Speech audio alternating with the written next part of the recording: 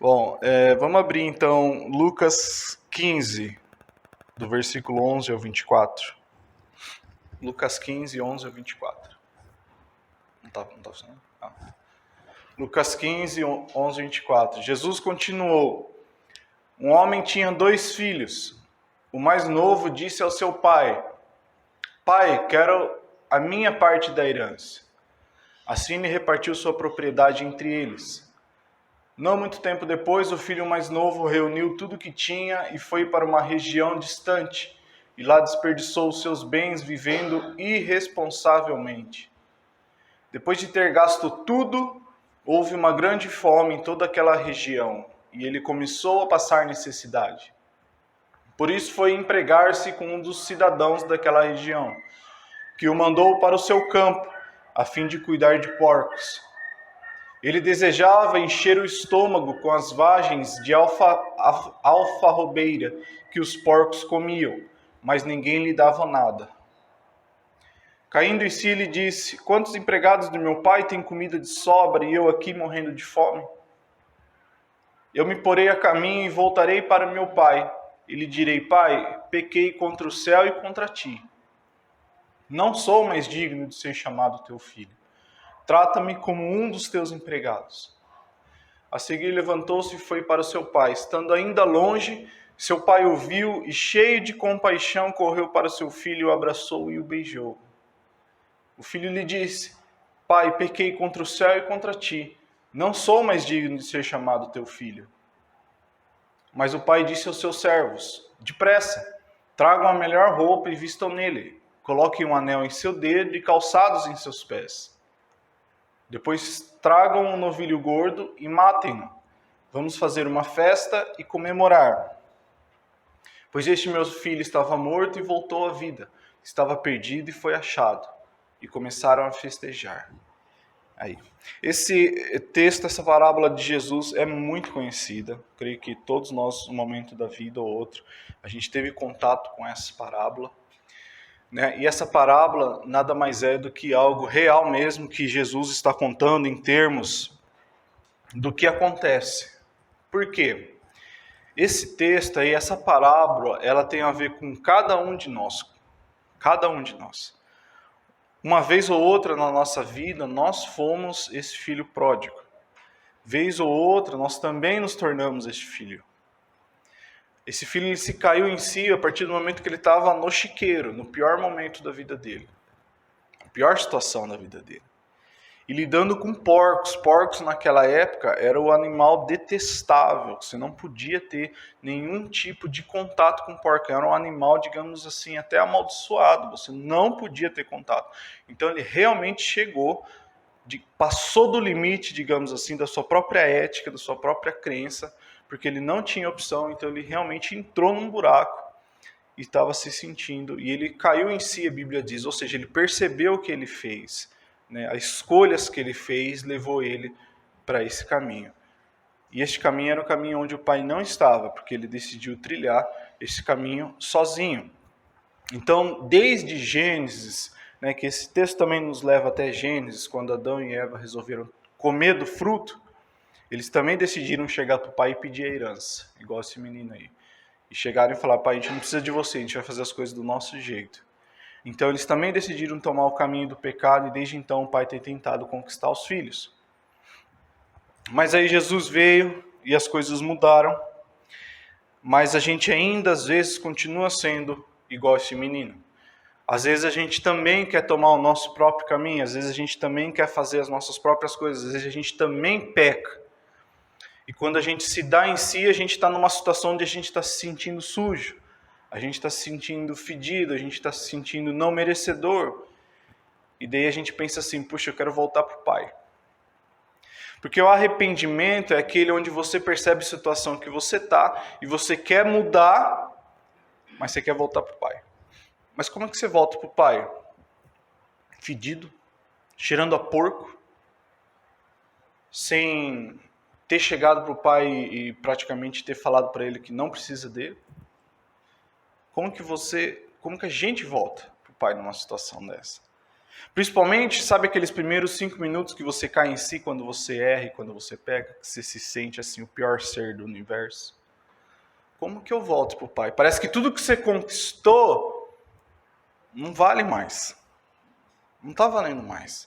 Toda aquela intimidade que você conquistou com o Pai, todo aquele contato que você tinha com o Pai, todo tipo de coisa que o Pai coloca na tua mão parece que já não vale mais, porque você quebrou a confiança do Pai. Você quebrou a aliança do Pai. E você está no chiqueiro, você fez coisa errada. Mas como que a gente conquista o amor do Pai de volta? Esse menino pensou, no caso na fome, ele pensou e falou assim, poxa, as pessoas lá comem, então se pelo menos eu voltar para meu pai e falar assim, pai, eu não sou mais digno de ser chamado seu filho, porque olha só o que eu fiz. Mas pelo menos me trata como empregado.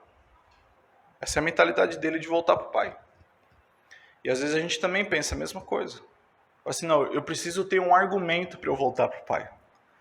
Eu preciso arrumar alguma coisa onde eu possa chegar para ele e falar assim, ó, eu sei que eu não mereço, tá? Mas me vê desse jeito aqui, ou me recebe desse jeito aqui. Mas a gente não consegue voltar como filho. A gente quer achar uma justificativa para voltar. E Jesus sabia disso. Sabia que isso estava na nossa natureza, porque ele acompanhou tudo isso. Por isso ele contou essa parábola. Para a gente entender que, mesmo estando no chiqueiro, a gente continua sendo filho. E a gente pode voltar para o Pai. Mas a primeira coisa que a gente tem que deixar muito claro, põe lá Lucas 15, 13, por favor. Não muito tempo depois, o filho mais novo reuniu tudo que tinha, foi para uma região distante e lá desperdiçou os seus bens vivendo irresponsavelmente. Primeiro, ele chegou para o pai e falou assim, pai, me dá sua herança. Como que você, como filho, ganha uma herança do seu pai ou da sua mãe? Como que você vai ganhar? Quando você vai ganhar? Quando eles morrerem, não é isso? Daí você vai receber essa herança. Mas esse menino não esperou o pai morrer. Ele já chegou pro pai e falou, pai, me dá a sua herança. Tipo, meu, você por mim tá morto. Por mim você já podia morrer, eu só quero o que você tem. É isso que esse menino tá falando. Cansei de esperar, pai, não quero ficar esperando mais, não. Dá aí o que você tem, porque o senhor tem muita saúde.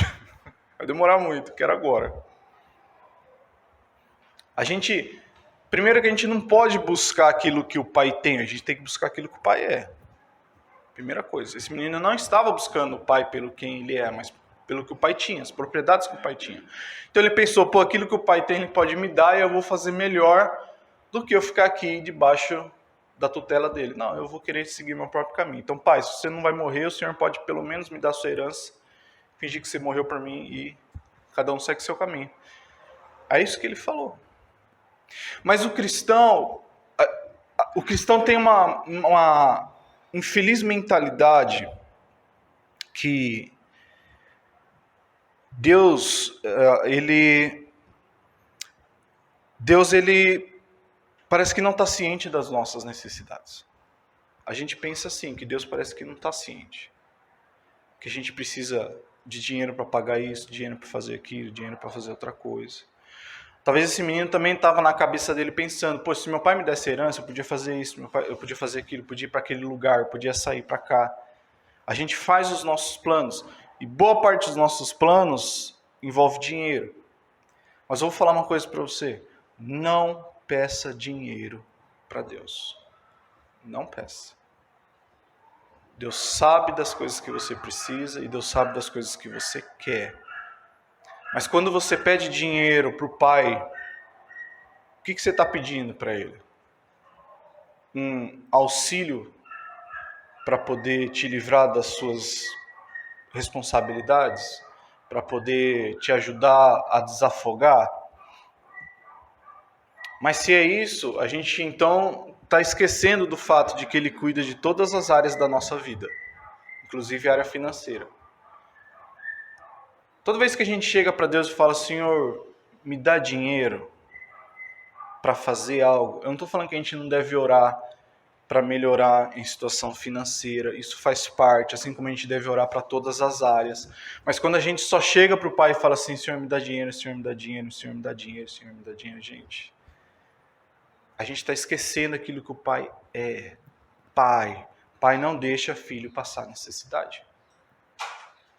Porque Pai cuida. O cristão precisa entender, você precisa entender, eu preciso entender, que a gente já é rico. A gente já é rico. A gente pode não ter o melhor carro, a gente pode não ter as melhores roupas, as melhores casas, nem casa na praia a gente pode não ter, mas a gente já é rico, porque a gente tem o Pai. Não é todo mundo que tem o Pai, infelizmente. E tem muita gente rica que não tem o Pai, e essa pessoa é pobre. Essa pessoa é pobre, porque ela não tem o Pai. O caminho da ganância, o caminho financeiro, só pensando no financeiro, esse é o caminho que o Pai não está. Porque é isso que esse menino fez. Eu quero ir para o caminho onde eu vou cuidar de mim mesmo e eu vou ter dinheiro para isso. Isso é ganância. Esse caminho o Pai não está. O melhor tipo de crescimento que o Pai proporciona para a sua vida é aquele crescimento que você não pediu, mas você confiou que você ia crescer. Porque Deus faz você crescer se você confiar, sem você pedir. Se você é um filho fiel, que está sempre ali confiando em quem o Pai é, o Pai vai te fazer crescer. Tanto materialmente quanto espiritualmente. Sem você precisar pedir. Porque o que o Pai quer? O Pai quer companhia. O Pai não quer alguém que fique na orelha. O Pai quer companhia. É igual a gente que tem filho. A gente vai fazer de tudo para o nosso filho crescer na vida, não é isso? A gente não investe nos nossos filhos. Paga isso, paga aquilo. Leva para cá, leva para lá. Ensina. Mostra o caminho. A gente começa a investir. Por quê? Porque a gente quer que ele cresça. Mas o que a gente pede de volta para eles? O que a gente pede de retorno para eles? Companhia. Só isso. Que ele fique com a gente. Então, com Deus é a mesma coisa. A gente precisa primeiro deixar muito claro para não abandonar essa riqueza verdadeira que nós temos no relacionamento com o Pai e ir atrás de riqueza deste mundo que é passageira. Por isso que muitas vezes a gente também não é rico. Por isso que muitas vezes a gente não ganha muito dinheiro. Porque a gente não sabe lidar com isso. A gente pode se perder, igual esse menino perdeu. Você vê que o menino gastou rapidinho. Ele se perdeu em meio a esse poder falso que o dinheiro traz. Você já se imaginou quem você se tornaria se amanhã tivesse R$1 milhão na sua conta? Você já parou para pensar assim, quem talvez você se tornaria? Quantas pessoas você ia se afastar? Porque você sabe que ia vir pedir dinheiro para você? O lugar que você iria para ficar o mais longe possível, talvez, de coisas que você não gosta? Quem você se tornaria se você tivesse isso? Aonde você gastaria isso? Com que você gastaria e com quem você gastaria isso? Então Deus, ele é tão sábio que ele vai fazendo a gente crescer conforme a nossa maturidade. Deus não dá 1 milhão para quem não sabe lidar com R$1.000. Ele não dá. Mas quando a gente vai crescendo e vai tendo maturidade, as portas vão abrindo. Só que daí a gente atinge um nível de maturidade onde a gente já não precisa mais de 1 milhão, porque a gente está contente com o Pai. E o Pai está abençoando a gente. E daí a gente já não tem mais essa, preciso crescer, preciso. A gente fica satisfeito com aquilo que o Pai proporcionou e com o relacionamento com Ele. Então que a gente possa sempre ter na nossa memória que rico a gente já é. Você já é rico. Eu sei que tem coisas que a gente cobiça, coisas que a gente gostaria, coisas que a gente quer ter, mas Deus sabe de todas essas coisas. Vai investindo no relacionamento com Ele, que as coisas vão acontecendo conforme a vontade dEle e conforme a sua maturidade. O melhor tesouro... Lembra aquela história do arco-íris, que no final do arco-íris tem um tesouro? Eu sempre acreditei nisso. E eu lembro que eu brincava na rua e tal, e tinha um arco-íris. E um dia eu pensei, eu falei, não, eu vou atrás desse arco-íris hoje. Só que é engraçado, porque o arco-íris, conforme você está indo para ele, dá a impressão que ele está se afastando de você. Não é? Não dá essa impressão? Você está indo e ele está se afastando. Meu, eu andei. O negócio parecia que não estava chegando perto. Né? Por quê? Porque é um sonho de tolo isso, acreditar nisso. Né? É uma coisa que não existe, inacessível. Né? Então, com o Pai, a gente tem um arco-íris que é o quê? O arco-íris é este mundo. Mas no final deste mundo, a gente vai atingir o tesouro. Qual é o tesouro? O céu. Esse é de verdade. Esse é. Só que assim como a gente fica correndo atrás disso, e tem gente que tem a sensação de que isso também está se afastando dela. Por quê? Porque eu erro, eu peco, eu piso na bola, não sou certinho, não sou isso, não sou aquilo. Mas diferente do arco-íris, eu garanto uma coisa para você. Esse tesouro você vai achar. Esse tesouro você vai ter, independente de quem você seja. Esse tesouro está reservado para você. No final desse arco-íris aqui, você vai receber o tesouro, que são poucas pessoas que infelizmente vão receber, que é o céu.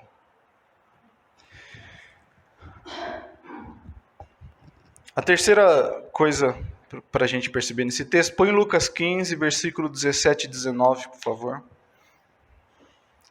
15, 17 e 19. Caindo em si, lhe disse: quantos empregados de meu pai têm comida de sobra, e eu aqui morrendo de fome? Eu me porei a caminho e voltarei para o meu pai e lhe direi: Pai, pequei contra o céu e contra ti. Não sou mais digno de ser chamado teu filho. Trata-me como um dos teus empregados. Então se lembra que eu falei, o filho aqui ele achou uma justificativa para voltar para o pai. Pai, eu sei que eu não mereço ser seu filho. Então me trate como um dos seus empregados. É a mesma coisa quando a gente erra, quando a gente peca e quando a gente se sente distante de Deus. A gente fala: Deus, eu sei que eu não sou digno de ser teu filho. Eu fiz algo que eu não deveria ter feito. Mas me aceita desse jeito então. Ou deixa eu fazer tal coisa. Deixa eu construir alguma coisa para daí talvez o Senhor me receba. Sabe aquela coisa da consciência pesada? Eu pequei e agora parece que eu preciso fazer algo para que eu volte para o status quo do negócio. A gente tem aquela necessidade de querer reparar os nossos erros, não tem? De querer fazer algo para, digamos assim, cobrir o nosso pecado. A pessoa tem até, assim, tipo, compra até uma cesta básica e vai doar para fulano de tal. Ela fala assim: Deus está aqui agora o Senhor pode me receber de volta. Por quê? Porque acabou de errar, como que o pai vai receber a gente de volta? Como que o pai vai receber a gente assim? Sujo, imundo, fedido? Como? Aí o filho pensou nisso. Aí no versículo 21 e 22...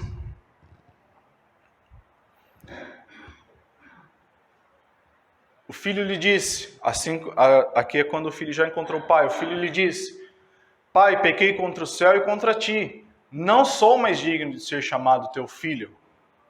Mas o pai disse aos seus servos: depressa, tragam a melhor roupa e vistam nele, coloque um anel em seu dedo e calçados em seus pés. Você percebeu o que o pai fez? Qual era a mentalidade do filho? Pai, eu não sou digno de ser chamado teu filho.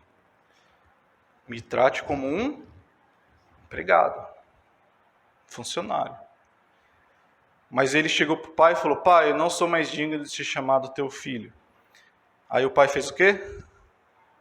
O pai não deixou ele terminar a frase. Ele parou ali: Pai, não sou digno de ser chamado teu filho. E o pai falou: depressa, ele falou para o funcionário: traz aqui, traz as coisas aqui, vamos fazer uma festa para ele. Ele não deixou o filho terminar a frase. Por quê? Porque essa mentalidade de que a gente precisa conquistar o Pai por alguma justificativa, ou fazendo algum trabalho, ou sendo um empregado para poder justificar o amor do Pai de volta, isso não existe. Porque o Pai não tem empregados, o Pai tem filhos. E a hora que ele falou, Pai, não sou digno de ser teu filho, o Pai já cortou. Ele falou, é sim, traz aqui as coisas, a gente vai fazer uma festa para você. Porque esse meu filho estava morto, mas ele voltou à vida. O Pai não tratou ele como empregado. Nem permitiu ele falar isso. Por quê? Porque o Pai não quer que você trabalhe pelo amor dele. Porque o amor dele é de graça. O amor dele está acessível para você sujo, para você imundo, para você fedido. Não tente reconquistar aquilo que te é dado. Não trabalhe por aquilo que o Pai está te entregando. Mas eu preciso fazer... Se você acha, acredita, que tem necessidade de fazer algo para você ainda conquistar o amor do Pai, você está esquecendo do trabalho que já foi feito para conquistar o amor do Pai. Que trabalho foi esse? Cristo. Ele trabalhou. Ele foi empregado, ele foi funcionário. Porque ele fez o que o homem não fez, e ele obedeceu ao Pai, e ele de forma manual trabalhou para conquistar o perdão do Pai, para o Pai estar acessível para todo mundo. Ele fez isso já. Ele já pagou o preço. Então, se ele já pagou o preço, por que a gente quer pagar algo que já foi pago? Você já imaginou isso? Você recebeu o seu boleto na sua casa. Boleto do carro lá, R$ 499,99. Aí você, né, porque acha que é barganha, né? Se ele vê R$500, fala, nossa, que caro, mas R$ 499,99. Eu paguei barato no carro, né? Aí paga R$ 499,99, dia 5, vence dia 15. Pagou dia 5. Chega dia 15, você, boleto do carro, esqueci. Você pega o boleto do carro, você paga de novo, mesmo boleto. Você não fica louco da vida quando você faz isso? Paguei 2 vezes o mesmo boleto.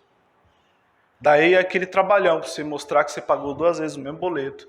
Que daí você tem que justificar que aquele dinheiro vá para o próximo mês, para pagar o boleto do próximo mês. É um saco, por quê? Porque já estava pago, não tinha necessidade de você pagar de novo.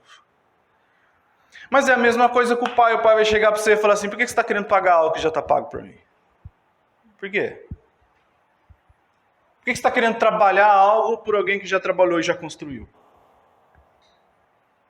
O teu trabalho não é trabalhar. A tua motivação é ser filho. A tua essência é ser filho. Não é ser empregado. Embora o homem passe essa mentalidade de trabalho, porque a religião faz isso. A religião faz você trabalhar para você conquistar o trabalho do Pai. Para você conquistar o amor do Pai, aliás. Ela faz você trabalhar para você, agora para você voltar a fazer tal coisa, você vai ter que fazer isso, isso e aquilo. Você vai ter que ir para lá, não sei o que, não sei o que. Você vai ter que fazer agora isso e isso e aquilo. Você vai ter que estar afastado, irmão. Você não vai poder fazer isso daí até o momento que você esteja pronto. Você tem que ir trabalhando.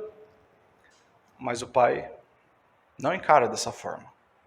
Filho é filho. E quando o filho volta, o Pai recebe o filho. E é simples assim. É simples assim.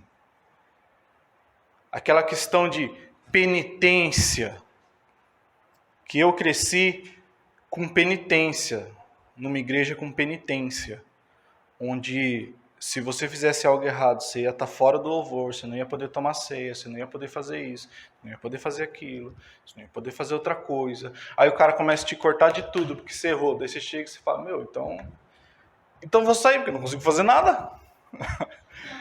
Toda vez que eu erro, me corta de alguma coisa, e aí? Para que eu vou ficar na igreja, então? Que negócio é esse?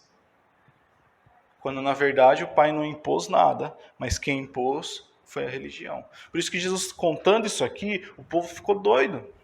Falou, não é possível um negócio desse. Esse cara que fala que é de Deus, vem falar para nós que Deus é um homem que recebe pecadores. Este homem que senta com pecadores, vem falar que Deus também recebe pecadores igual ele. Não, isso não pode, isso não existe. Os fariseus começaram a criticar Jesus por causa disso. Porque era religião. Eles tinham mentalidade de empregado, de funcionário, quando na verdade Deus veio trazer mentalidade de filho. Então, não há necessidade de a gente trabalhar para acessar a misericórdia do Pai.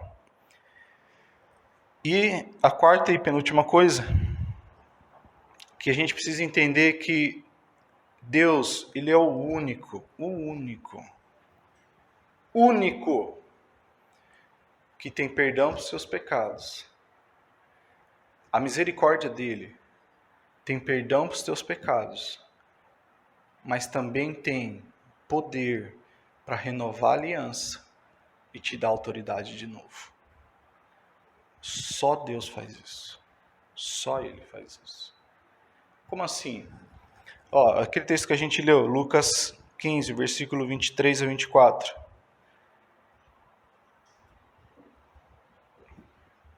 Tragam um novilho gordo e matem-no. Vamos fazer uma festa e comemorar. Pois este meu filho estava morto e voltou à vida, estava perdido e foi achado. E começaram a festejar. O Pai é o único que tem misericórdia para perdão e renovação de aliança e autoridade para a sua vida. Por quê? Vocês lembram que eu falei? Quando a gente erra, quando a gente peca, dá a impressão que a gente perdeu tudo. Toda a autoridade que Deus tinha dado para nós, todos os dons que Deus tinha dado para nós, toda a intimidade que nós tínhamos com Deus, dá a impressão que a gente perde tudo quando a gente peca e erra. E esse menino perdeu isso, perdeu esse acesso. Mas quando ele voltou para o pai recebeu ele de novo. E o pai recebeu ele como? O pai começou a colocar coisas nele, roupa, anel, calçado e festa para ele. Por quê? Porque o pai recebeu ele de novo, na família, como filho. Toda a autoridade que esse menino tinha foi estabelecida. Toda a aliança que ele tinha com o pai foi estabelecida, porque ele já não era empregado, ele voltou a ser filho. Se ele mandava nos empregados do pai, ele ia continuar mandando nos empregados do pai. Os empregados iam continuar respeitando ele como filho do patrão. Tudo foi estabelecido. Só que quando a gente erra, a gente não acredita muito nisso. Por quê? Porque se, por exemplo, eu quebro a confiança de alguém, eu quebro a confiança da Ana Carla, por exemplo. Ela confiou algo em mim e eu quebrei a confiança dela. Algo, digamos assim, muito forte, que ela confiou a mim e eu fui lá e falei para outro. E daí quebrou a confiança. Como ela é da minha família, como que isso? Porque eu estou usando família mesmo. Porque quando você quebra a confiança dentro da família, meu amigo, como que eu conquisto a confiança dela de novo? Porque se eu chegar para ela e falar assim, Ana, desculpa, me perdoa, eu fiz coisa errada. Ela pode até me perdoar. Mas você acha que ela vai confiar em mim de novo? A ponto de se abrir de novo comigo, a ponto de me chamar para ir para a festa, a ponto de ter um relacionamento de novo comigo. Ela não vai fazer isso. Por quê? Porque eu quebrei a confiança dela. Mas esse menino quebrou a confiança do pai. E o pai, ele recebeu o menino de novo e ele estabeleceu o menino exatamente do jeito que esse menino saiu. O pai é o único que te perdoa e bota você como veículo de confiança dele de novo. O pai não é como a gente. O pai perdoa e estabelece você como filho de novo. Então o pai te usa e o pai confia em você de novo. Por a gente ser igual carne, que nem eu dei o exemplo da Ana Carla, por a gente ser desse jeito, a gente também assume que Deus é desse jeito. Pô, Deus, então se eu errei com o Senhor não vai confiar em mim de novo. A diferença é que o Pai sonda os nossos corações. Ele sabe tudo que está aqui dentro. Então, se o Pai te recebe como filho, Ele sabe que Ele pode confiar em você de novo. E que vai chegar uma hora que a gente vai errar de novo. Mas você vai ser recebido como filho de novo. E vai confiando. A maior mentira do diabo, que esse é o maior armamento que o diabo usa, é justamente esse, de aliança quebrada. O diabo é um ser de aliança quebrada. Todo tipo de aliança que Deus quis estabelecer com o homem, o diabo quis quebrar. O tipo de aliança que Deus quis estabelecer com Jesus, o diabo quis quebrar. Tudo que é feito de aliança, o diabo quer quebrar. Casamento, o diabo quer quebrar. Tudo. Aí quando você erra, o pecado faz a mesma coisa. O diabo faz a mesma coisa. Ele chega para você e fala assim, ó, meu amigo, você não consegue ter o mesmo relacionamento com Deus que você ia ter antes. Esquece isso daí. É o diabo que faz isso. Agora você quer voltar para Deus, depois de tudo isso que você fez, você quer voltar para Deus, você acha que Deus vai receber você? Você acha que Deus vai usar você depois dessa? Você? Não, imagina. Fulano de tal lá, ele não errou, ele não pecou, Deus vai usar outra pessoa, não vai usar você mais. E daí, até a próxima vez que você errar? Porque Deus sabe que você vai errar uma hora, hein? Você acha que Deus vai continuar usando você fraco do jeito que você é? Isso é o diabo quem faz. Quando na verdade o pai recebe e o pai dá festa, porque o filho está de volta para casa. A aliança está estabelecida, a autoridade está estabelecida e o filho voltou a ser filho dentro de casa. Rápido assim. A misericórdia do pai, ela é tão linda, tão maravilhosa, que a gente não usa ela ao extento superior dela. A gente usa só o básico da misericórdia do pai. Em que sentido? Ah, o pai me perdoou, que bom. Isso é só o ralinho do negócio. Porque quando o pai perdoa, o pai te recebe, ele mesmo te recebe, igual esse menino aí. Ele mesmo cuida de você. Ele mesmo te bota de novo no teu lugar. Quando você acessa a misericórdia dele. E Deus é o único que faz isso. Porque Deus é o único que opera em graça. Tinha uma reunião uma vez de líderes religiosos que eles estavam discutindo sobre os deuses que eles seguiam, né? E um que era hindu começou a falar do deus dele, aí o outro que era lá de indiano, que era não sei o quê, diferentes pessoas com diferentes religiões começaram a falar sobre si, sobre os deuses que eles serviam. E nessa reunião estava aquele escritor lá, o C.S. Lewis, não sei falar o nome dele direito, C.S. Lewis, sei lá. Ele estava lá e ele estava representando o cristianismo. E eles começaram a falar, e ele começou a falar de Deus, começou a falar de Jesus. E eles começavam a falar assim, ah tá, mas ó, o Deus de fulano de tal, ele também morreu e ressuscitou. Ó, o Deus de fulano de tal também é triúnico, trigênito. O Deus de fulano de tal também tem poder para transformar as coisas. E eles começaram a fazer comparativos daquilo que era similar ao que Deus e Jesus fazia. E eles botaram o C.S. Lewis no canto, contra a parede, e falaram assim, tá, o que o teu Deus tem de diferente dos nossos? Aí sabe o que ele respondeu? Graça.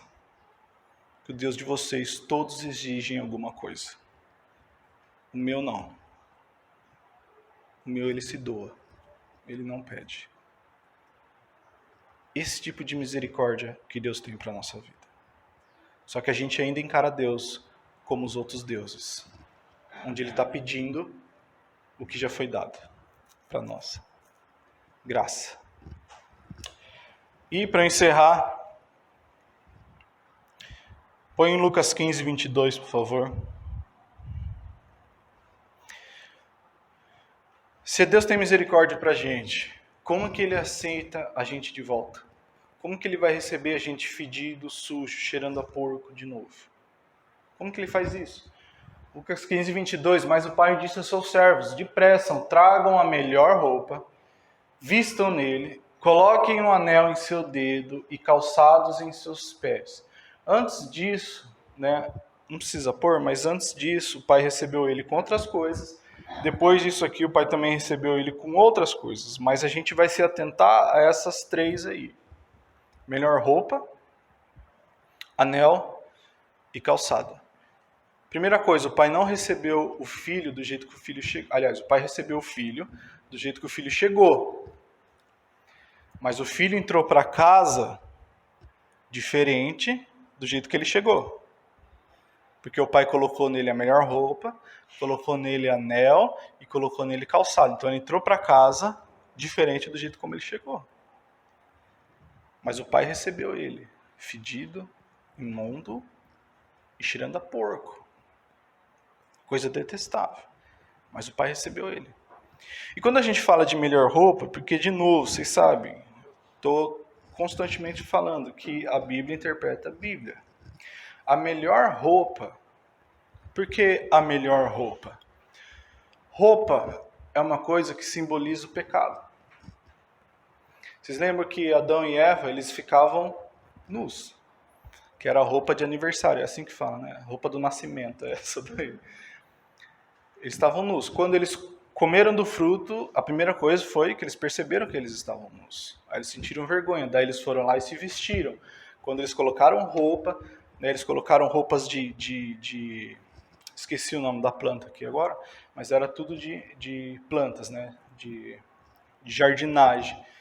E quando Deus veio, daí Deus viu tudo o que aconteceu, daí Deus preparou uma roupa para eles, feita de animal, né? Foi a primeira simbologia que Deus estava mostrando que para cobrir pecado tinha que ter derramamento de sangue. Então, Deus cobriu eles com roupa de animal, daí no caso. Então, a roupa é um sinal de pecado, de algo que o homem fez. O homem criou isso, por causa que o pecado entrou, porque Deus não criou roupa. Né? Quando o filho chegou com a roupa suja, roupa imunda, era um sinal do quê? De pecado. De tudo que o filho fez. Aí o pai chegou e falou assim, você não vai entrar com essa roupa aqui. Põe nele a melhor roupa. Aí Deus colocou nele a melhor roupa. Aí o filho entrou. Essa roupa, manto, na Bíblia, quando você vê de roupa, manto, quando é Deus que está fazendo, isso daí simboliza o quê? O Espírito Santo. Essa cobertura é o Espírito Santo. Né? Então ele chegou, cobriu o filho pela melhor roupa, ele botou o Espírito Santo de novo na vida do menino. E falou, agora você entra. E a roupa é tão sinal de pecado que, abre lá para mim, João 19, 23 a 24. João 19, 23 a 24.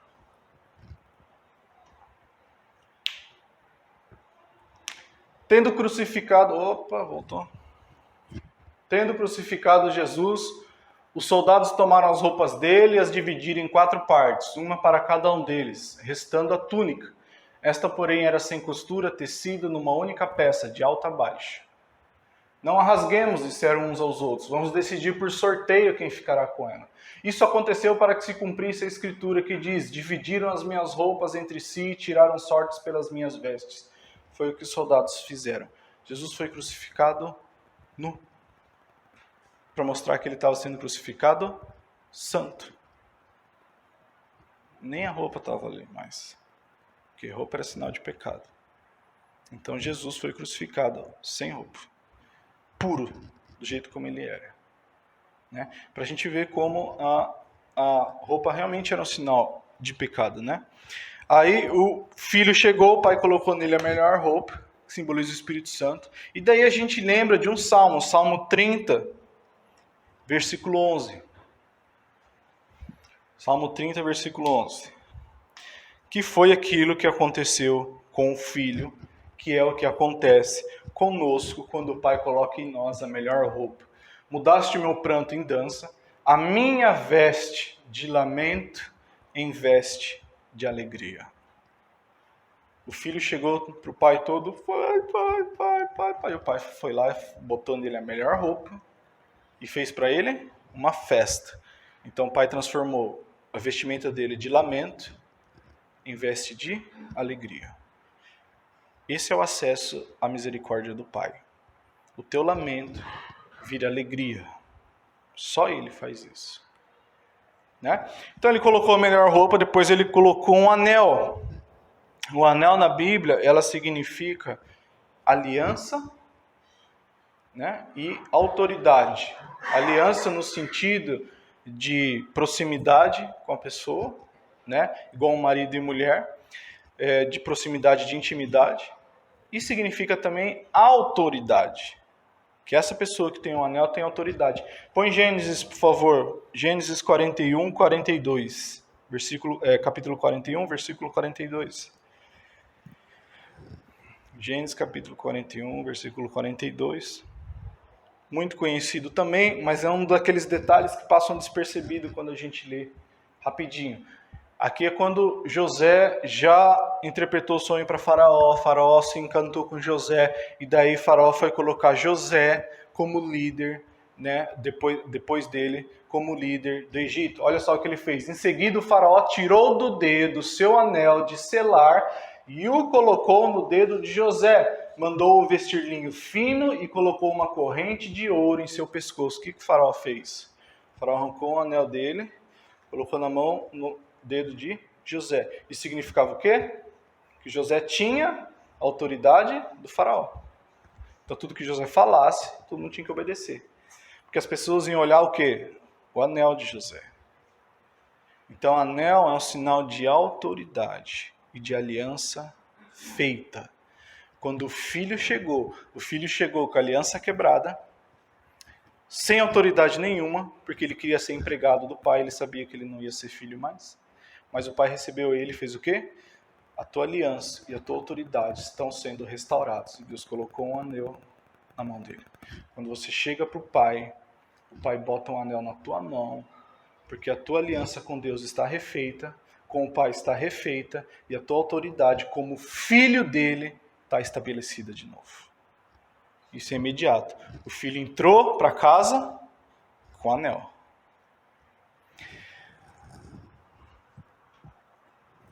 Calçados, que daí ele colocou no filho os calçados. Põe Êxodo, capítulo 3, versículo 5. Texto muito conhecido também. Êxodo 3, 5. Aqui é quando a sarça ardente apareceu para Moisés, e Moisés foi atrás da sarça ardente.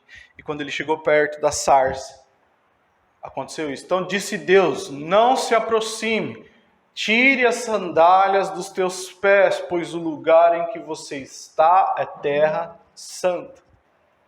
Deus mandou ele tirar a sandália dos pés para ele poder andar, para ele poder chegar lá descalço. Por quê? Sandália, calçado, significa que é o quê? É um caminho. Moisés até então não tinha tido contato com Deus até este momento. Ele seguiu a vida dele do jeito que a vida foi dada para ele. E ele seguiu a vida. Aí quando Deus chamou ele, Deus falou assim para ele: tira a sandália dos seus pés, porque esse lugar que você está aqui é santo. Por quê? Logo quando ele saiu de lá, ele botou a sandália de novo e seguiu o caminho dele. Só que este Moisés que entrou aqui não foi o mesmo Moisés que saiu. Por quê? Deus falou assim para ele: tira a sandália dos teus pés. Ou seja, todo o caminho que você perseguiu até aqui não tem nada a ver comigo, Deus está falando. Tira a sandália. Isso daí não tem nada a ver comigo.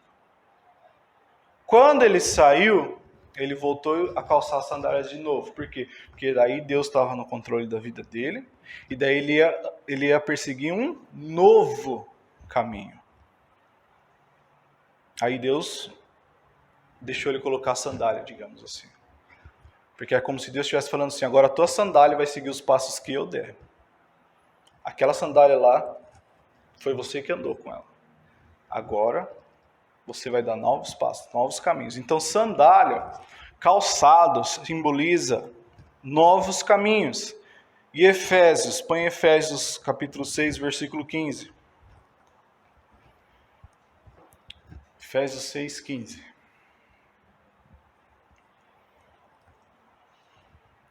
E tendo os pés calçados com a prontidão do evangelho da paz. Aqui é a armadura do cristão, né?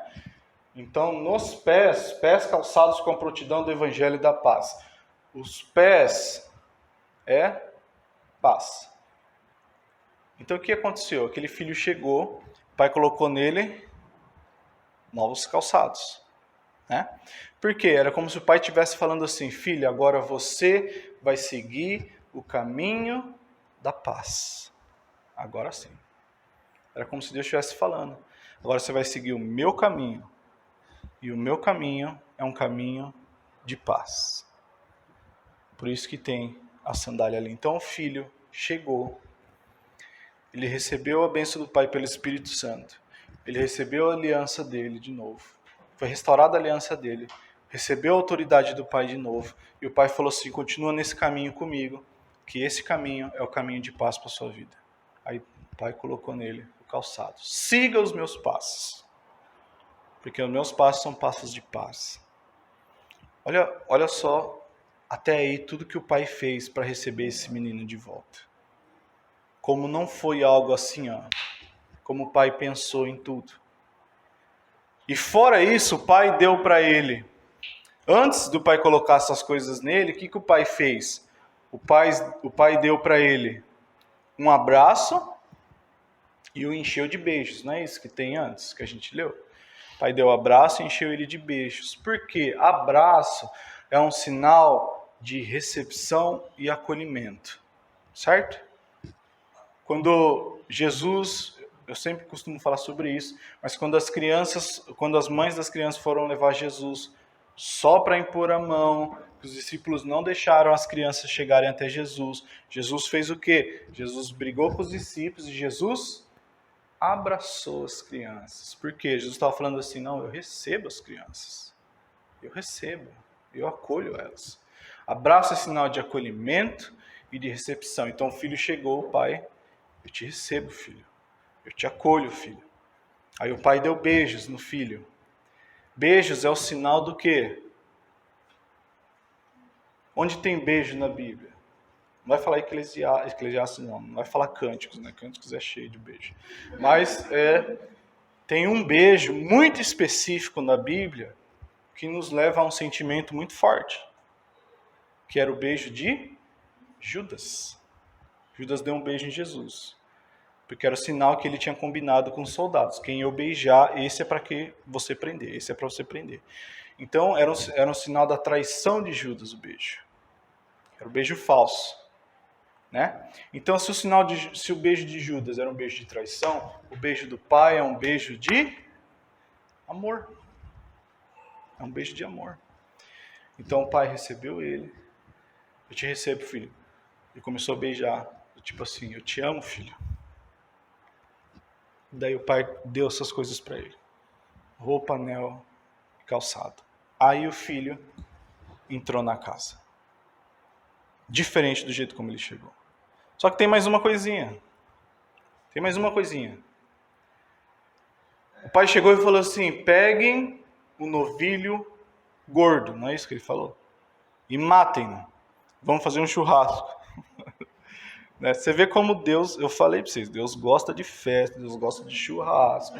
O povo acha que Deus vai chegar, a gente vai chegar no céu e Deus vai ficar lá no tronão, assim, tá, gente? Eu não consigo pensar num negócio desse. Eu imagino Deus fazendo o povo se mexer mesmo. Ele tá lá no meio da festa mesmo e tá ali curtindo. Até Jesus também, quando Jesus ressuscitou, que daí ele veio, ele foi receber os discípulos, Jesus também preparou ali uma tilápia ali na churrasqueirinha ali para receber os discípulos. Gente, Deus gosta dessas coisas. Aí, só que daí Deus chega e fala assim: traz um novilho gordo e matem ele. Por quê?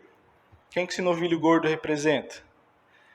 Para esse menino entrar na casa de novo, alguém teve que morrer para ele poder entrar. Quem que esse novilho gordo? Porque novilho gordo, pense, novilho gordo era a peça prime. Você só ia usar aquilo lá quando fosse realmente motivo para você usar aquilo. Aquilo lá não era o espetinho da esquina, entendeu? Não era aquela carne que você compra no açougue. Sabe aquela carne que você compra, você bota no congelador para, tipo assim, quando você for dar uma festa mesmo, daí você vai usar ela? Era isso daí, era o novilho gordo. Então ele usou, digamos assim, a peça prime dele. Por quê? Porque alguém tinha que morrer para esse menino acessar a casa. E esse novilho gordo representa Cristo. Alguém teve que derramar sangue para você ser recebido pelo Pai.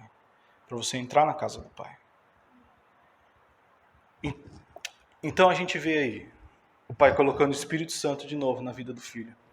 O Pai restaurando a aliança do filho. O Pai restaurando a autoridade do filho. O Pai recebendo o filho. O Pai amando o filho. E o filho sendo perdoado por causa que alguém morreu. Porque Cristo morreu.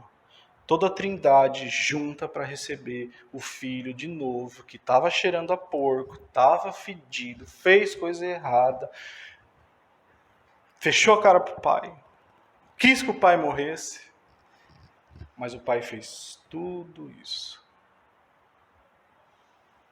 E mesmo assim, a gente acredita que o pai não é capaz de fazer isso quando a gente que erra. Por que a gente não acredita nisso? Quando é a gente que erra.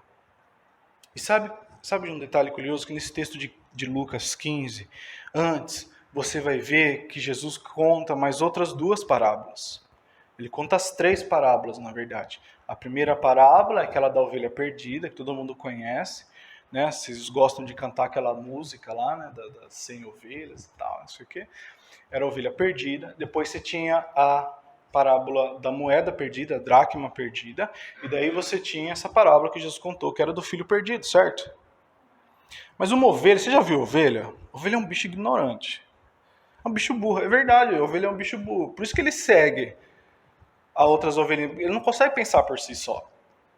Por isso que ela se perde. Ela nem sabe que ela se perdeu, ela tá assim, tipo, tô vivendo a vida, entendeu? Não tá nem vendo o que tá acontecendo. É um bicho burro, ovelha. Daí a ovelha se perdeu. Aí o pastor vai lá, né? O pastor representando Cristo vai lá, acha a ovelha, comemora porque achou a ovelha. Aí você tem a mulher que perdeu a moeda. Moeda não pensa. Moeda é um objeto. Né? A moeda se perdeu simplesmente.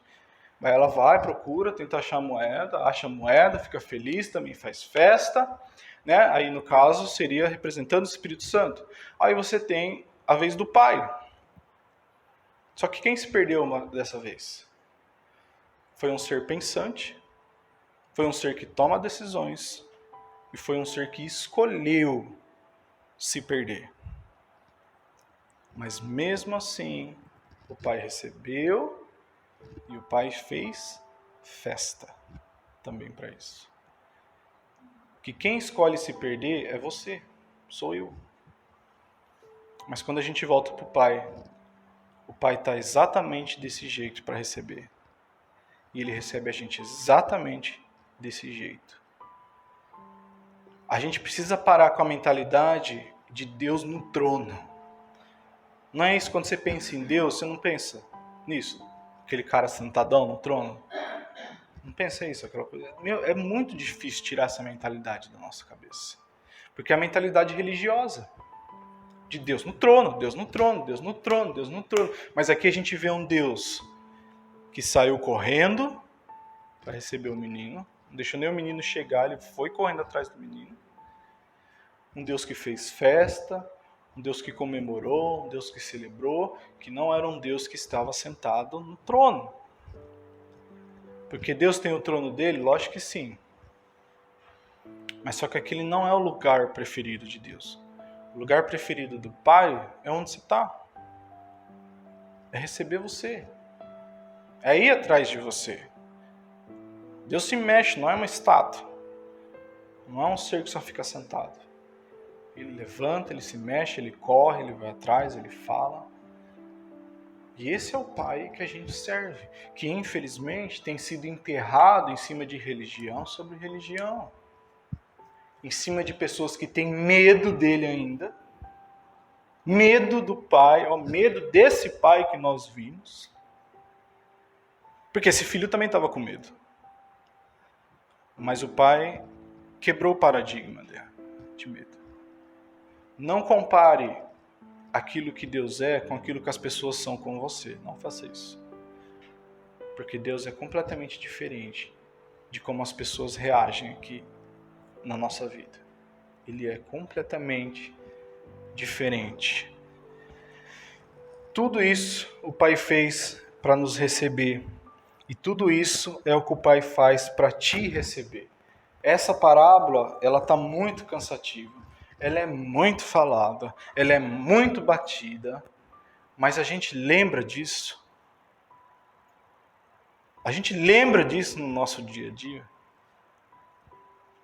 Então que adianta a gente só falar e não colocar isso em prática no nosso dia a dia? Porque isso é a verdade. Isso é da boca de Jesus, não da boca de homem. Amém? Vamos ficar de pé?